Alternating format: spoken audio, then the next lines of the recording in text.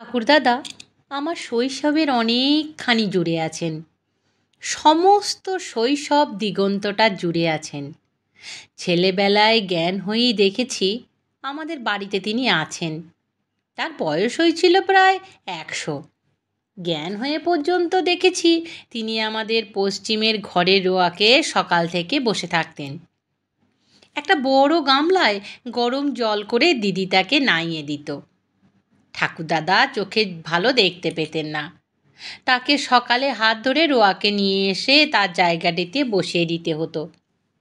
তামাক সেজে দিতে হতো। তামাক সেজে দিত দিদি।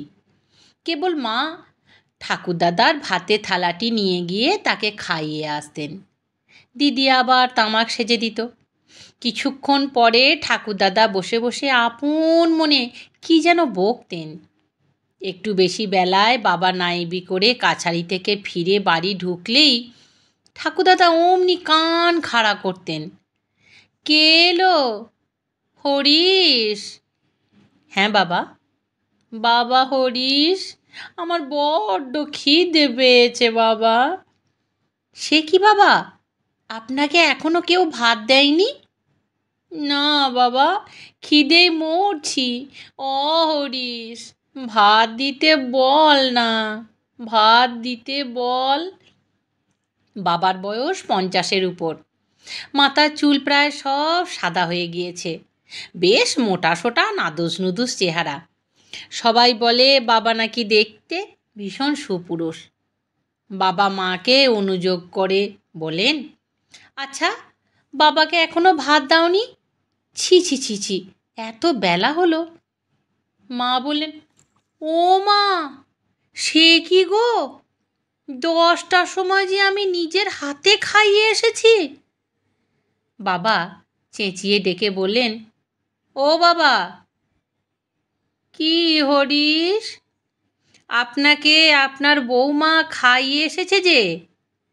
কি বলছেন আপনি? না না, হরিশ, মিথ্যে কথা। আমাকে কেউ ভাত খেতে দেয়নি, না খেয়ে মলাম আমি। বলেই ঠাকুরদাদা ছেলে মানুষের মতো খুঁত খুঁত করে কান্না শুরু করে দিলেন। মা রাগ করে বলে উঠলেন, বুড়ো 72-এ মরেও না, 7 কাল জুড়ালে আমার, 7 কাল জ্বালাবে।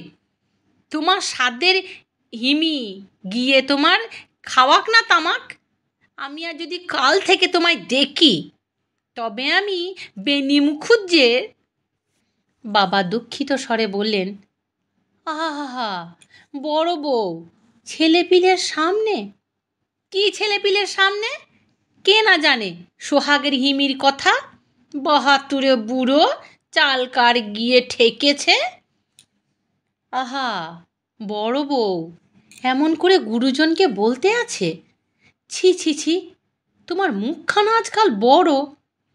ঠাকুরদাদা তখনও কিন্তু কাঁদছেন ছেলে মানুষের মতো। কান্নার মধ্যে ডাকছেন, হরিশ। যেন অসহায় আর্ত বালক তার একমাত্র আশ্রয়স্থল পিতাকে ডাকছে। বাবা জামাটামা না খুলেই ছুটে গেলেন। সান্ত্বনা সুরে বললেন, কি বাবা, কি? আমি ভাত খাবো, আমি না খেয়ে মলাম। হরিশ, ওরা আমায় না খেতে দিয়ে মারবে। বাবা কাঁদবেন না? বাবা কাঁদবেন না, কাঁদতে নেই। ছি ছি ছি ছি, এমন কাঁদতে আছে?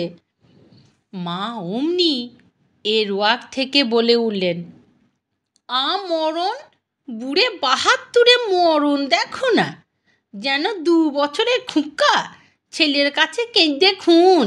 জমেরও এমন ভুল হয়? বাবা বললেন, আহা হা হা, চুপ করো না বড় বউ, কি করো?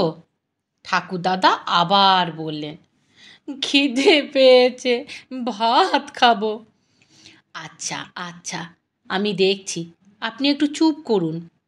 অবশেষে আবার সামান্য দুটি ভাত বাবা নিয়ে এসে দিলেন। ঠাকুরদাদা দিব্যি খেতে বসে গেলেন। মুখে আর হাসি ধরে না। আমারও ঠাকুরদাদার কাণ্ড দেখে হেসে বাঁচি না। এমনি একদিন নয়, মাসের মধ্যে 10 দিন হতো। ইতিমধ্যে দিদি শ্বশুরবাড়ি চলে গেল। বাবাকে দেখতাম ঠাকুরদাদার মতো কিছু কাজ নিজের হাতেই করতেন, কিন্তু তার সময় নেই। সকালে উঠে সন্ধ্যারনি করে জল বাতাসা খেয়ে তিনি বেরিয়ে যেতেন কাছারির কাজে। দুপুরে এসে খেয়ে সামান্য বিশ্রাম করে কাজে বেরোতেন। ফিরতে রাত 8টা-9টা বাজত। এসেই ঠাকুরদাদার ঘরে ঢুকে জিজ্ঞাসা করতেন, বাবা, শরীর ভালো আছে? এদিকে ঠাকুরদাদাও সারাদিনে যত অভাব অভিযোগের কাহিনী জমিয়ে রাখতেন ছেলের সামনে পেশ করবার জন্য সেই সময়। আর বাবা, শরীর ভালো, একটু তামাক তা খেয়েও দেয় না, টিকে ভিজে, আগুনও ধরল না। আজ এমন মশা কামড়াতে লাগলো, দুপুরবেলা মশারিটা কেউ টাঙিয়ে দিলে না, এই দেখ না পিঠটা। তারপর কাঁদো কাঁদো সুরে বললেন, তুই একটু হাত বুলিয়ে দে হরিশ। বাবা বসে বসে হাত বুলিয়ে দিতে থাকলেন। তুই বাড়ি না থাকলে আমাকে সবাই অগ্রাহ্যি করে, এক ঘটি জল চাইতে সময় মতো দেয় না বাবা। সত্যি তো? আহা, আমি সব সময় বলে ঠিক করে দেব এখন। দিস বাবা দিস, ভালো করে বলে দিস, যাস তো? হ্যাঁ, বলে দিয়ে যাস। দেব। তোর খাওয়া হয়েছে? না বাবা, এই তো এলাম। যা যা, তুই হাত ধুয়ে পা ধুয়ে জল টল খা গে, তোকে পেট ভরে খেতে দিচ্ছে তো। হ্যাঁ বাবা। দেখি দেখি সরে আয় তো, একটু মোটা সোটা হলি না সেই রকমই আছিস? জানিস, ছেলেবেলায় তোর শরীর ছিল এমনি রোগা। তোর গর্ভধারিণী একদিন আমায় বললে, খোকার জন্যে ছাগলের দুধের ব্যবস্থা করো। তখন হেমেরপুরে ওই নীলকুঠিতে কাজ করি, সেইখানেই তো জন্ম, জানিস তো? হ্যাঁ হ্যাঁ, হেমেরপুরের ওই কি বলছিলাম, ভুলে গেলাম, আজকাল কিছু মনেও থাকে না। ছাগলের দুধ, হ্যাঁ হ্যাঁ হ্যাঁ, ছাগলের দুধ আনতে বললো তোর গর্ভধারিণী। সাহেবের একটা বড় ছাগল ছিল, মালির সঙ্গে ষড়যন্ত্র করে ফেললাম। মাসে 2 টাকা করে দেব, আছে আছের করে ছাগলের দুধ আমায় দেবে। বাবা ওঠেন না সেখান থেকে যতক্ষণ ঠাকুরদাদা একটু শান্ত না হন। ভাত খেয়ে বাবার সঙ্গে গল্প করে ঠাকুরদাদা খুশি মনে বলেন, তাহলে তুই এখন যা হরিস, খেয়ে নিগে, দুধ পাচ্ছিস তো? হ্যাঁ বাবা, ভালো করে দুধ খাবি, দুধেই বল। না বাবা, দুধ ঠিক খাচ্ছি। বাবা চলে গেলেন। যাবার আগে ঠাকুরদাদাকে বিছানায় শুয়ে নিজের হাতে একটা মোটা চাদর ওর গায়ে ঢেকে দিলেন। চাদর খুলবে না বাবা, ঠান্ডা লাগবে। মা বকতেন, হলো হলো বাপের সেবা, বাবা এমন কীর্তি কখনো দেখিনি। বাবা একটু লজ্জা ও সংকোচের সঙ্গে বললেন, আহ, চুপ করো। কেন চুপ করব? বুড়ো বাপের আবদার যেন 6 মাসের খোকার আবদার, এমন কাণ্ড যদি কখনো দেখেছি। না দেখেছো না দেখেছো, থামো তুমি। ওই যে কয়দিন বুড়ো আছে, তারপর আর সে সবই জানে। তারপর কি আর তুমি বুড়ো পাড়ার দিগম্বর বুড়ো সেবা করবে? এখন দুটো খেয়ে নিয়ে আমার মাথা কিনবে এসো। সেই দিনই গভীর রাতে আমরা সবাই ঘুমিয়ে যখন ঠাকুরদাদা নিজের ঘর খুলে হাতড়ে হাতড়ে বাইরে রোয়াকে এসে ডাকছেন, ও বৌমা, ও হরিশ। বাবা ধর্মর করে উঠে বাইরে এসে বললেন, কি বাবা, কি হয়েছে, কি হয়েছে? বাবা হরিশ। কি হয়েছে? বৌমা আমায় এখনো ভাত দিলে না। রাত কত হয়েছে দেখ তো, আমি বসে বসে ঘুমিয়ে পড়েছিলাম, ভাত হয়নি এখনো। বাবা তো অবাক। মা ঘুম চোখে উঠে বললেন, কি? বাবা ভাত চাইছেন। বাবা, হাড় মাস কালি হয়ে গেল আমার। ঢের ঢের সংসার দেখেছি, ঢের ঢের শ্বশুর দেখেছি, কিন্তু এমন ধারা কাণ্ড কারখানা কখনো শুনিনি, কখনো দেখিনি। চেঁচালে কাজ চলবে? ও কি সব সময়? ইতিমধ্যে আবার নির্বিকার ঠাকুরদাদা, যিনি চোখে ভালো দেখেন না, কানে ভালো শোনেন না, আবার ডেকে উঠলেন, অ হরিশ, অ বৌমা। যাই বাবা, যাচ্ছি। আমাকে ভাত দিয়ে যাও, খিদে পেয়েছে। বাবা গিয়ে ঠাকুরদাদাকে সান্ত্বনা দিতে লাগলেন, অবোধ শিশুকে যেমন লোকে সান্ত্বনা দেয়। তিনি খেয়েছেন সন্ধ্যার পরেই। তার বৌমা ভাত দিয়ে গিয়ে মাগুর মাছের ঝোল দিয়ে ভাত দিয়েছে। মনে নেই তার? তাকে ভাত না দিয়ে কি বাড়ির কেউ খেতে পারে? এখন রাত 2টো, এখন কি ভাত খেতে আছে? এখন খেলে তার অসুখ করবে। কাল সকালেই খুব ভোরে তাকে খেতে দেওয়া হবে। রাত তো ভোর হয়ে গেল। এমন করলে সবারই তো মনে কষ্ট দেওয়া হবে না? এমন কি করা উচিত? ছি! ঠাকুরদাদা বালকের মতো আশ্বস্ত হয়ে বললেন, খেয়েছি, খেয়েছি। হ্যাঁ বাবা, আমার কথা বিশ্বাস করুন, মাগুর মাছ এনেছিলাম আপনার জন্য, হাট থেকে কিনে, তাই দিয়ে ভাত খেয়েছেন। সত্যি বলছি। আপনার সঙ্গে মিথ্যা কথা বলছি আমি? আপনার সঙ্গে তো মিথ্যা কথা বলতে নেই। চলুন, আসুন, ঠান্ডা লাগবে, ঘরের মধ্যে আসুন। আচ্ছা, আচ্ছা, আসুন। বাবা হাত ধরে ঠাকুরদাদাকে ঘরের মধ্যে নিয়ে গিয়ে যত্ন করে শুইয়ে দিয়ে চাদর ঢাকা দিয়ে দিলেন। আবার এসে বাবা শুয়ে পড়লেন। মা বললেন, সহজে মিটল? মেটাতে চাইলেই মেটে। এখন থেকে বাবার জন্য 2টো ভাত রেখে দিলে কেমন হয়? হ্যাঁ, তারপর ওই বুড়ো বয়সে পেট ছেড়ে দিক, এই শেষ রাত্রিতে গিলে এখন ঠেলা সামলাবে কে শুনি? বাবা ন্যায্য পক্ষেই বলতে পারতেন যে এতকাল সামনে এসেছে সেই সামলাবে, কিন্তু তা তিনি বললেন না। নীরবে গিয়ে আবার নিজে ছোট্ট খাটিয়াটিতে শুয়ে পড়লেন। কাছারির কাজে বাবাকে কয়েকদিনের জন্য গোয়ালিয়রে গিয়ে থাকতে হলো। যাবার সময় বারবার মাকে বলে গেলেন, ঠাকুরদাদা যেন কোনো অসুবিধে না হয়, অযত্ন না হয়, এ কথাটা বলতে বোধহয় সাহস করলেন না।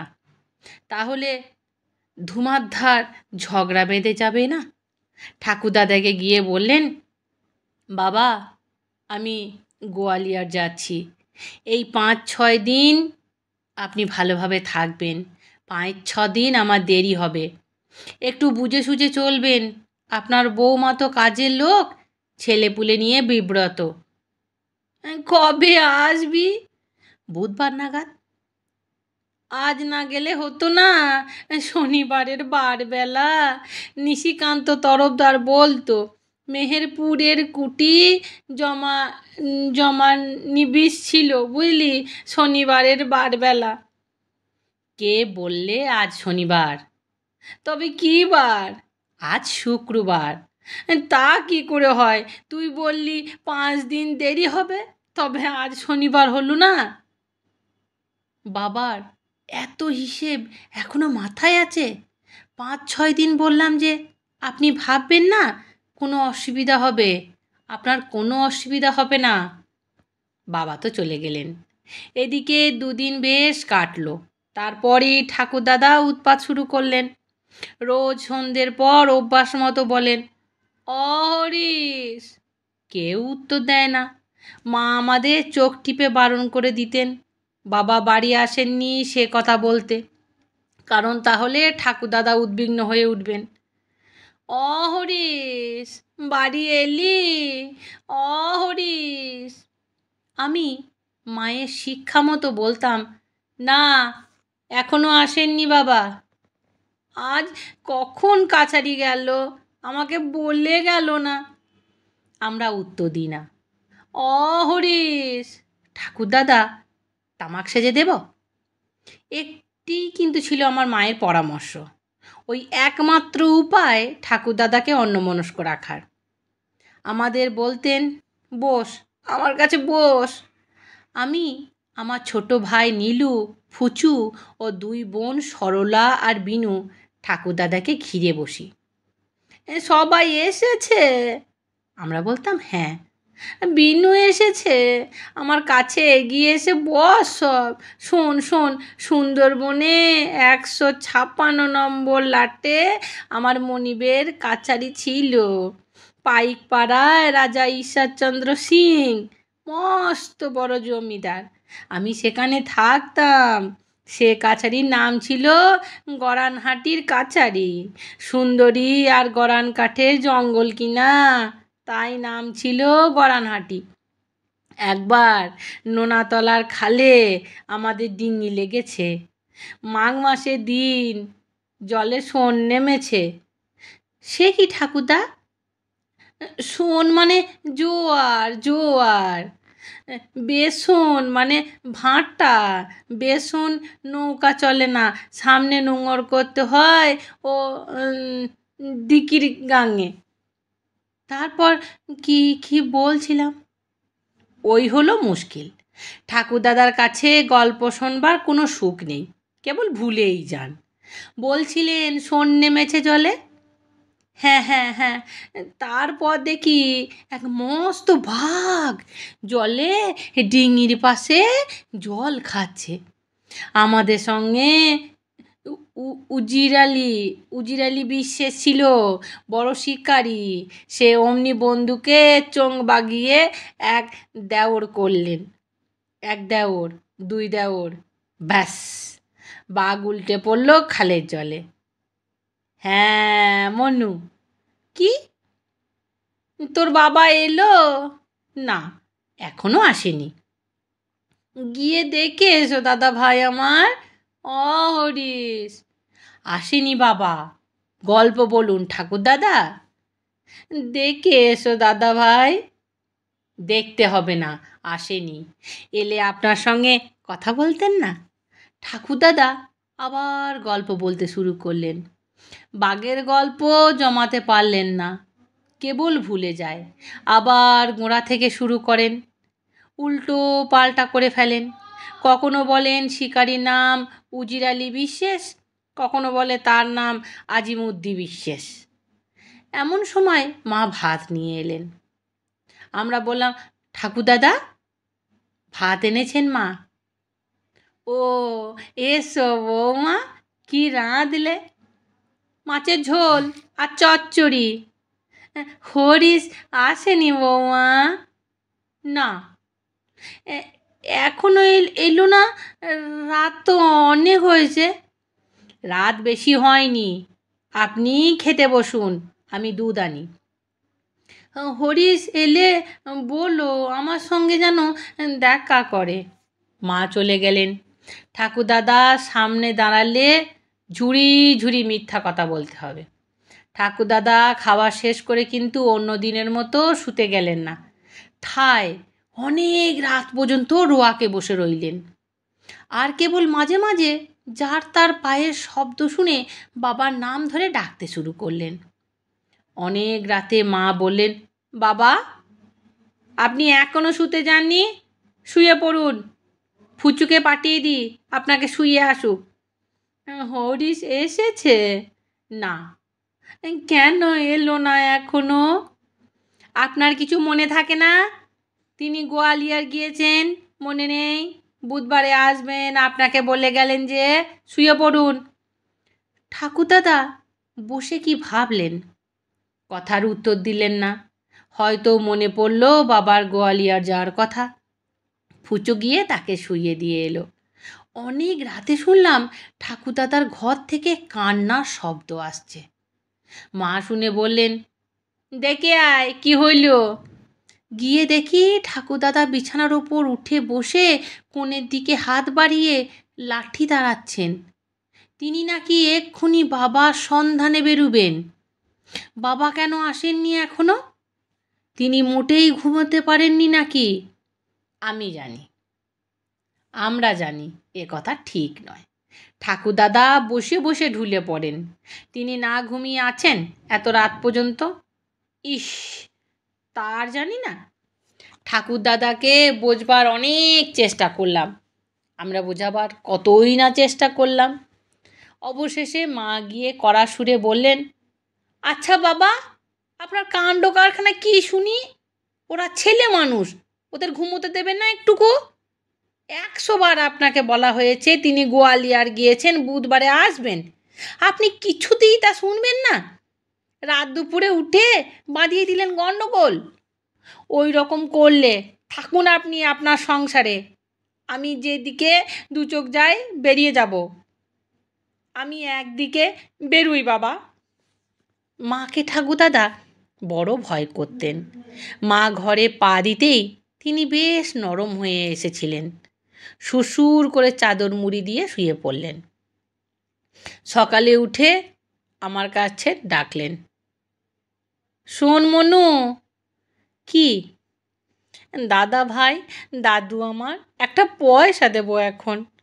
ঠাকুরদাদা নিঃস্ব, নিকপরদক লোক, তিনি পয়সা দেবেন এ কথা যদিও আমি বিশ্বাস করি নে, তবু বলি, কি বললেন?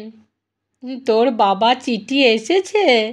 না, আজ কী বার? সোমবার।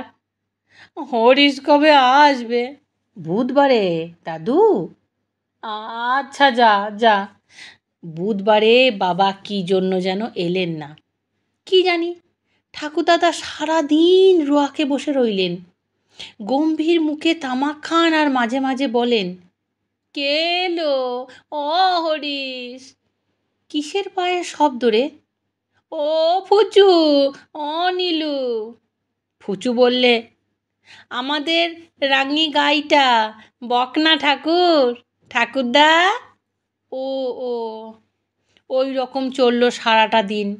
রাতে খাওয়ার সময় খেতে বসেছেন, আর মাঝে মাঝে কান খাড়া করে রেলগাড়ির শব্দ শোনবার চেষ্টা করছেন। মুখে কিন্তু কিচ্ছু বলছেন না। হঠাৎ বড় গম্ভীর হয়ে গিয়েছেন। আমি তামাক সেজে ঘরে ঢুকতেই চমকে উঠে বলল, কে? আমি বললাম, আমি মনু। 9টার গাড়ি গিয়েছে জানিস?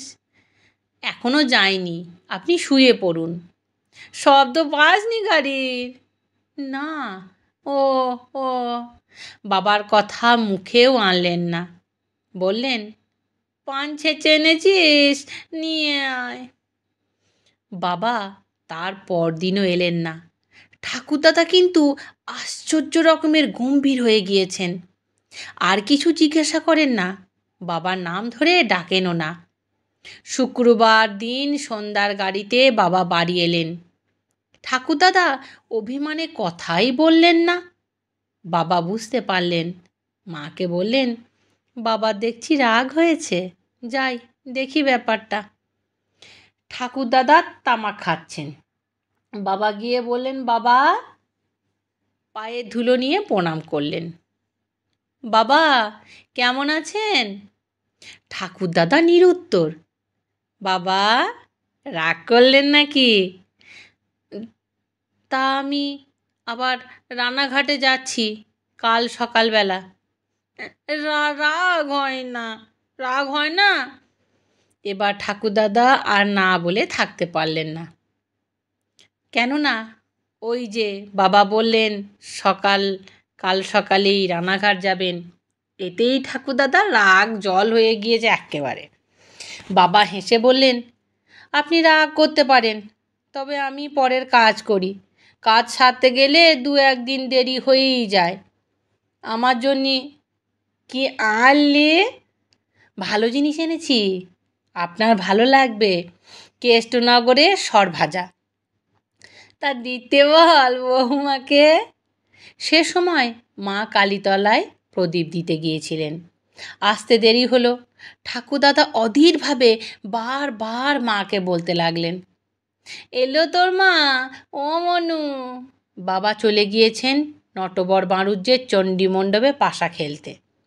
ঠাকুরদাদা আমাদেরই বারবার জিজ্ঞাসা করতে লাগলেন, যা না, তোর মার কাছে যা না। ঠাকুরদাদার উদ্বেগে ন্যায্য কারণ যে ছিল না তা কিন্তু নয়। মা ঠাকুরদাদাকে বিশেষ পছন্দ করতেন না গোড়া থেকেই। তার জন্য খাবার এলে বাবা দাঁড়িয়ে থেকে না দিলে ঠাকুরদাদার ভাগ্যে অনেক সময় শূন্যের অঙ্ক লেখা হতো, এ আমি জানি। মা বলতেন, ছেলেপিলে খাবে আগে, তা না ৭২ বুড়ো খোকাকে আগে খাওয়াও। এত আমার শ্বশুর ভক্তি নেই। উনি আমায় কী করেছেন কোন কালে? কখনো একখানা কাপড় দিয়েছেন পুজোর সময়? ওর হাতে যখন পয়সা ছিল, যখন পাইক পাড়ায় কাজ করতেন। আমি আজ আসিনি এ সংসারে, আমারও হয়ে গেল ৩০ বছর। আজই না হয় এ ভীমরতি হইয়াছে। কোন কালে উনি ভালো ছিলেন? ওই ছেলে আর ছেলে, আর সব যেন বানের জলে ভেসে এসেছিলাম।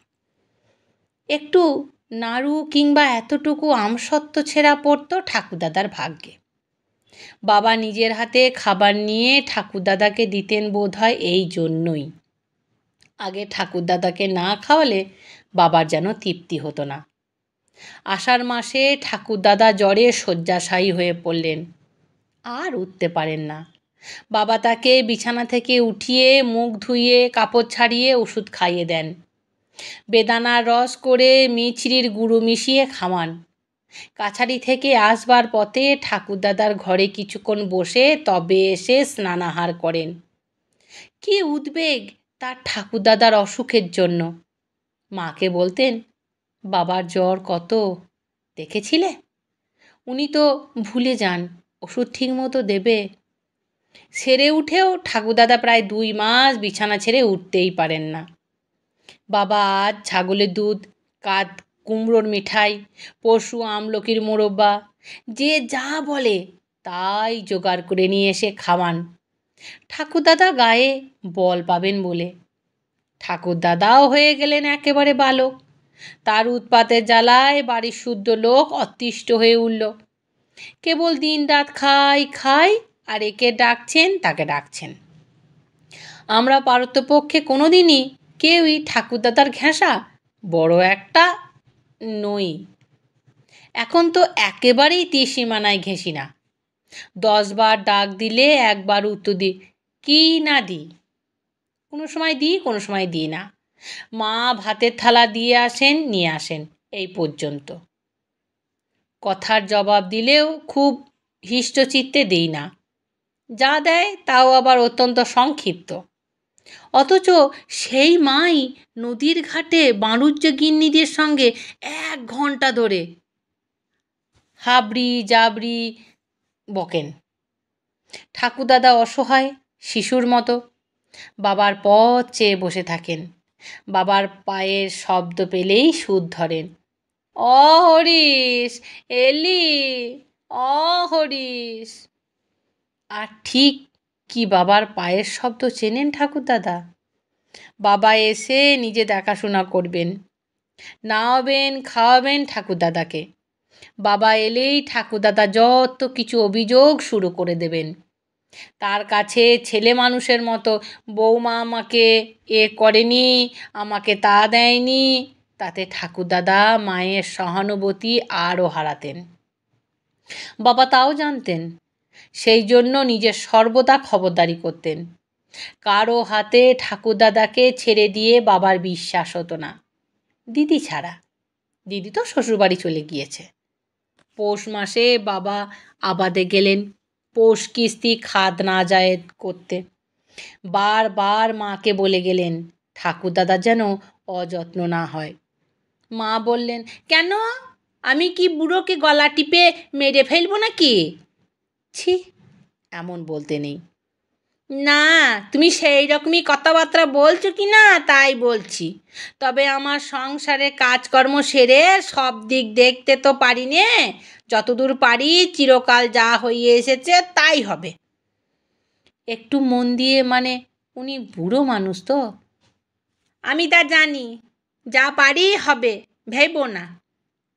বাবা ঠাকুরদাদার কাছে বিদায় নেবার সময় কতদিন দেরি হবে তা ঠিক বললেন না।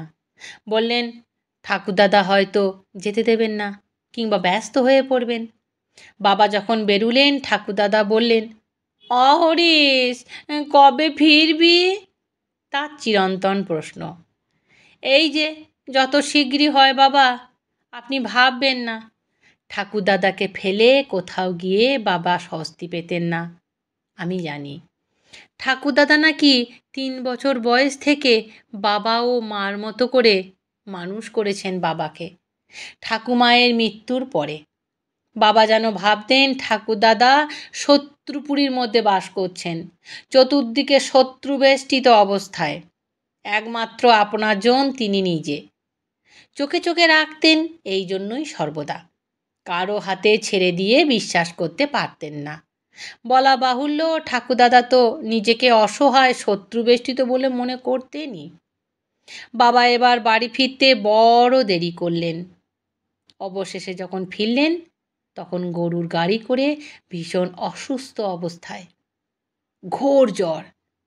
জ্বরের ঘোরে বলতে লাগলেন, বাবাকে কেউ বলো না আমি অসুস্থ হয়ে বাড়ি এসেছি। ঠাকুরদাদা কিন্তু আন্দাজে মাঝে মাঝে বাবাকে ডাক দিতেন। বুঝতে পেরেছিলেন কিনা জানি না। হরিশ, আমার জন্য কি আনলি? হরিশ। বাবা ঠিক শুনতে পান। জ্বরে ধুঁকতে ধুঁকতে বললেন, বাবা বাঁচতে আমার যেন কিছু না হয়, হে ভগবান, মরে আমি সুখ পাব না। অসুখ বড়ই বাড়ল। জেলা থেকে ডাক্তার এসে দেখলে 2 দিন। সংসারের পুঁজি ভেঙে বাবার চিকিৎসা হলো। একদিন বড় বাড়াবাড়ি হলো। ঠাকুরদাদাকে আর দেখাশোনা করার লোক নেই। বাবাকে নিয়েই সবাই ব্যস্ত। গ্রামে ত্রিলোচন ঠাকুরদার কাছে বসে তাকে বাজে গল্পে ভুলিয়ে রাখলেন। সবাই বলতে লাগলো, সুবোধ আর বাঁচবে না। আহা, বুড়োর কি কপাল। বাবার মৃত্যু হলো শেষ রাতে। ঠাকুরদাদা তার কিছুই জানেন না। গভীর ঘুমে অচেতন। খুব ভোরে বাড়িতে এসে ত্রিলোচন চক্রবর্তী ঠাকুরদাদার হাত ধরে ছুতো করে বাইরে কোথায় নিয়ে গেল। চলুন জ্যাঠামশাই, একটু বড়দার বাড়িতে, আপনাকে একটু পায়ের ধুলো দিতে হবে সেখানে। তারা বলেছে, আমি যাব? কান্নাকাটির চাপা শব্দে বলতে লাগলেন, কি করে? হরিশ, কি রে, কিসের শব্দ? সন্ধ্যায় আমরা বাড়ি এসে ঠাকুরদাদাকে ঘিরে বসি। হঠাৎ আমার বড় মমতা হলো ঠাকুরদাদার অসহায় মুখের দিকে চেয়ে। নতুন কেমন একটা মমতা, যা এতদিন মনের মধ্যে আমি খুঁজে পাইনি। ঠাকুরদা বিভূতিভূষণ বন্দ্যোপাধ্যায় লেখা এই গল্পটি কেমন লাগলো? আমি বৈশাখী বলছি, তোমাদের এই গল্প আমি শোনাচ্ছি।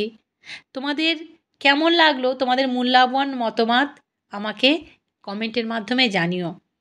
ভালো থেকো, সুস্থ থেকো, সঙ্গে থেকো। আর তোমাদের যদি ভালো লাগে তোমাদের নিকট আত্মীয়র সঙ্গে আমার এই গল্প শেয়ার করো। আর কি, নমস্কার।